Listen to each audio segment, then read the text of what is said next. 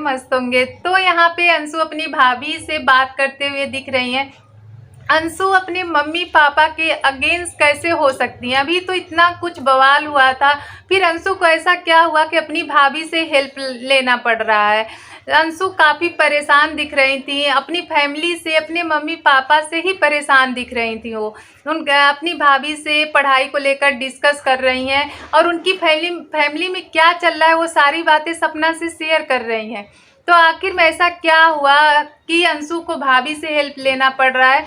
और भाभी कहीं ना कहीं अंशु के लिए सही है, भाभी सपना कहीं ना कहीं सही है अंशु के लिए, तभी तो वो बात की। नहीं तो कैसे इतना कुछ होने के बाद तो पॉसिबल ही नहीं लग रहा था कि अंशु और सपना बात करते एक दूसरे से।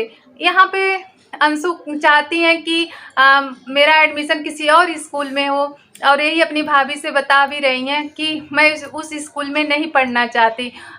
वो किसी और स्कूल में एडमिशन कराना चाहती हैं, लेकिन उनके मम्मी पापा नहीं करा रहे हैं और वो मथुरा में कराएंगे। और उनके मम्मी पापा पूरे मतलब प्लानिंग में, ये प्लानिंग जो थी ना, प्री प्लानिंग थी, ये पहले से ही बनी हुई थी। जो अंशु ने खुलासा किया कि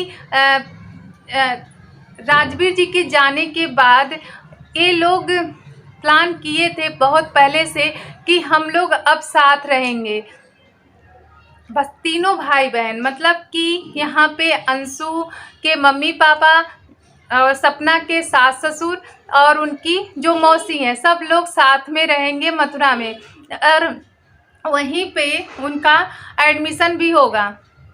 तो इसका मतलब है कि ये सारी चीज़ें पहले से डिसाइड थी और सपना को निकालने का प्लान था कि सपना को कहीं ना कहीं वहाँ से मतलब उस घर से निकाला जाए, और वही हुआ।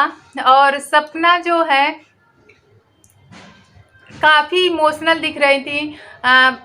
मतलब जब उन्होंने कहा कि मेरी बेटियां जो हैं दादा दादी को पूछती हैं और उनसे बातें करना चाहती हैं, लेकिन उनके दादा दादी एक बार भी उनकी तरफ मुड़ के नहीं देखते हैं। उन बच्चियों का क्या दोष, यही नहीं समझ में आ रहा, उन बच्चियों का क्या दोष है? आखिर में इन लोगों के बीच में फिर ऐसा क्या हो गया कि सपना को YT पे ये रिकॉर्डिंग डालना पड़ा? तो आप लोग कमेंट बॉक्स में कमेंट करके अपनी राय ज़रूर दीजिएगा। मिलते हैं नेक्स्ट वीडियो में, तब तक के लिए राधे राधे, बाय।